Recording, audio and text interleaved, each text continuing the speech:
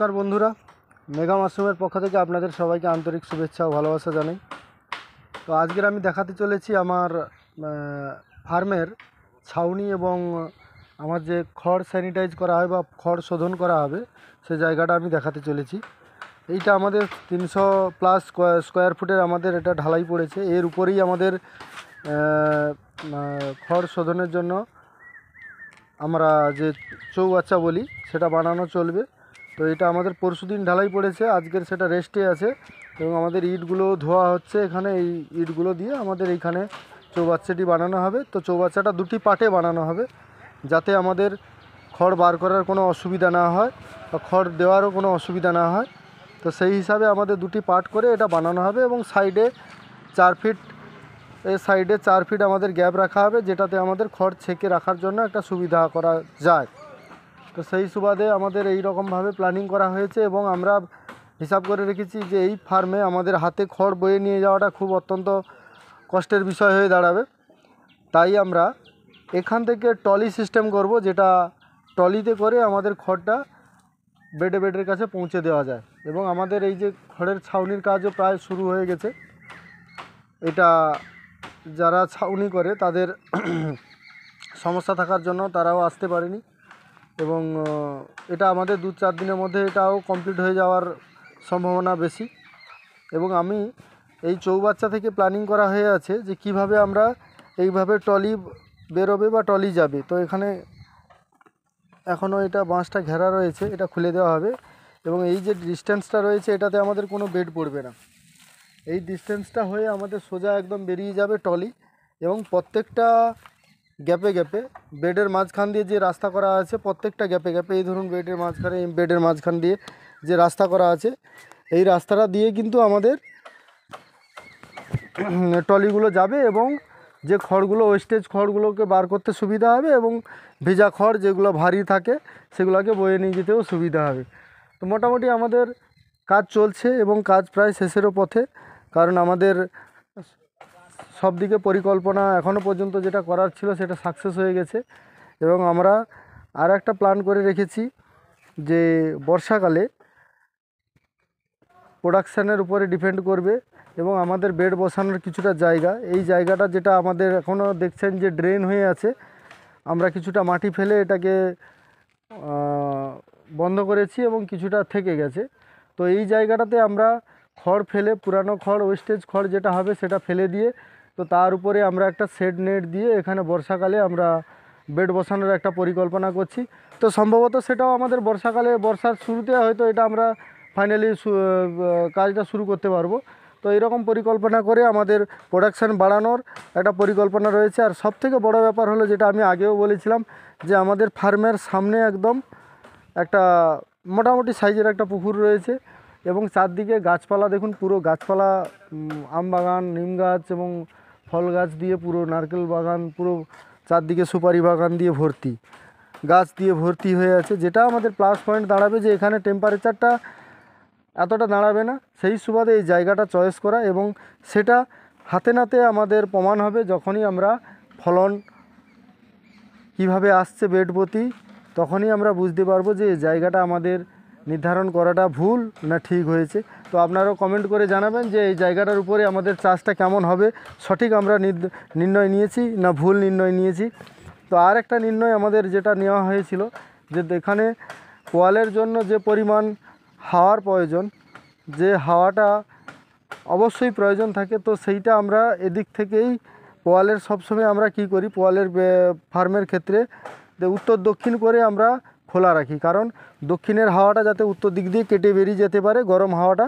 তো সেই জন্য আমরা এই দিক করে করেছি। নাহলে যদি আমাদের পূর্ব পশ্চিম যদি আমাদের বেড ফার্মটা বানানো যেত, তাহলে এর থেকে অনেক গুণ বেশি সুবিধা হতো, কাজের ক্ষেত্রে, বেডের ক্ষেত্রে, সব দিক দিয়ে আমাদের সুবিধা হতো। কিন্তু তা আমরা করিনি, কারণ আমাদের দক্ষিণের হাওয়াটার খুবই প্রয়োজন থাকে। সেই জন্য দক্ষিণের হাওয়া কেটে উত্তর দিকে বেরিয়ে যাওয়ার জন্য, সেই জন্য আমাদের উত্তর দক্ষিণ করে ফার্মটা করতে হয়েছে। এবং আমি এই ফার্মের যে হাইটটা রেখেছি সম্ভবত 12 ফুট হবে, 12 এবং 8 12 8 করেছি। এটা আপনারা যদি কেউ করেন তো 8 নাও রাখলে হবে। এই হাইটটা আমি 8 রেখেছি। অনেকে বলেছিলেন যে দাদা মিডিলের হাইট কত এবং সাইডের হাইট কত। আমি সাইডের হাইট 8 রেখেছি, 8 না করেও 7 রাখলেও হবে।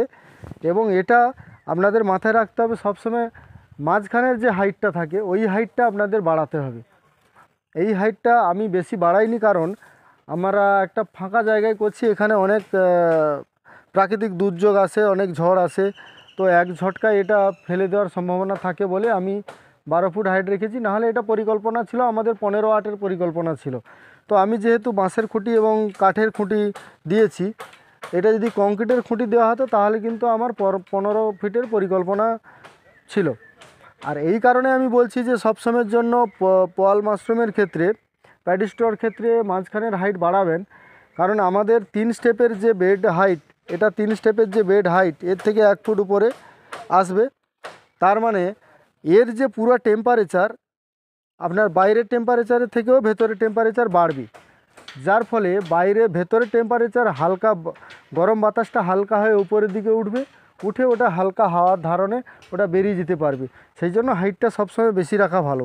আর না হলে গরমের জন্য কি হয়, ছোট ছোট পিনেটগুলো যখন বেরোবে, অতিরিক্ত গরম হবে, তখন কিন্তু পিনেটগুলো নষ্ট হয়ে যাওয়ার সম্ভাবনা বেশি থাকে। তো এই অভিজ্ঞতাটা আমার আগে ছিল, সেই অভিজ্ঞতার জন্য আপনাদের এই অভিজ্ঞতাটা শেয়ার করলাম। ভালো লাগলে অবশ্যই জানাবেন কমেন্ট করে। এবং আপনারা এখনও পর্যন্ত যারা আমাকে ফোন করে বলেছিলেন যে দাদা আমরা কবে যাব, কিভাবে আসব, আমি বলছি আর কিছুদিন ধৈর্য ধরুন। আমি ডেট দিয়েছি মার্চের প্রথমের দিকে। তো মার্চের প্রথমের দিকে আসার জন্য যারা যারা আসবেন, আমি আগে থেকে আমাকে ফোন করবেন এইভাবে, এবং আমাকে নাম জানাবেন, হোয়াটসঅ্যাপে জানাবেন যে দাদা আমি আসবো, তো আমি আপনাদেরকে ডেট দেব। তো এইভাবে আমি প্রথমেও বলেছিলাম, কেউ হঠাৎ করে এসে যাবেন না, এসে গেলে কিন্তু দেখা পাওয়া খুবই মুশকিল। তো সবাই যখনই আসবেন আমাকে আগে হোয়াটসঅ্যাপে সবাই জানাবেন, বাড়ি, নাম, ঠিকানা সব জানিয়ে তারপরে আসবেন। কারণ আপনার বাড়ি অনেক দূরে হলে এখান থেকে আপনার রিটার্ন যাওয়াটা সম্ভব হবে কি না সেটাও আমাকে যাচাই করতে হবে। সেইভাবে আপনাদেরকে এখানে আসতে হবে। তো সেটা আসাটা সম্পূর্ণ আপনার উপরে নির্ভর করেছে, এবং আসার যে তারিখটা সেটা আমার উপরে ডিপেন্ড করবে, আমি বলে দেবো সেটা। তো যাই হোক, আপনারা দেখতে থাকুন। আমার সেটআপের কাজ এখনও চলছে এবং আজকেরও কাজ চলছে। মিস্ত্রিরা উপরে আছে, কাজ করছে, কিছু কাজ বাকি ছিল। তো এরপরেই থাকবে শুধু ছাউনি এবং এই খুঁটিগুলো বসানো, র্যাকের কাজগুলো বাকি থাকছে। আর মোটামুটি প্রায় কাজ হয়ে গেছে, ছাউনির কাজ তো শুরু হয়ে গেছে। তো দেখতে থাকুন আমার মেঘা মাশরুমের এই পরবর্তী স্টেপগুলো, এবং পরবর্তী স্টেপে আমি দেখাবো আমাদের এখানে প্রথম থেকে শেষ পর্যন্ত কিভাবে প্রোডাকশান আসছে, কিভাবে আমরা স্পন ডেলিভারি করছি। আমাদের স্পনটা কিন্তু 20 তারিখে ঢুকবে, এবং আমি অনেক চাষিদের ব্যস্ততার জন্য আমি বলেছিলাম যে মার্চের 1 তারিখে স্পনটা ডেলিভারি করব, কিন্তু 20 তারিখ থেকে আমি ডেলিভারি দেওয়া শুরু করব। এটা যারা আগে 2024-এ আমার কাছ থেকে নিয়েছিলেন তাদের জন্য আমি 20 তারিখ থেকে স্পনটা ডেলিভারি দেওয়া শুরু করব, যারা আগে 2024-এ নিয়েছিলেন। তো যাই হোক, দেখতে থাকুন আমার এই ফার্মের প্রোডাকশান এবং কাজ কিভাবে হতে থাকবে, সেটা আমি আপনাদের পরবর্তী স্টেপে স্টেপে দেখাতে থাকব। এবং আপনারা কমেন্ট করে জানাবেন যে আমাদের এই ফার্মের কাজ এবং এই প্রোডাকশানগুলো কিভাবে আমাদের হচ্ছে। ঠিক আছে? আর যারা এখনও পর্যন্ত আমাদের চ্যানেলটিকে লাইক, শেয়ার, সাবস্ক্রাইব করেনি, অবশ্যই করবেন এবং কমেন্ট করে জানাবেন আমাদের এই ফার্মের কাজগুলো কেমন হচ্ছে বা কেমন হতে থাকবে। ধন্যবাদ আপনাদেরকে।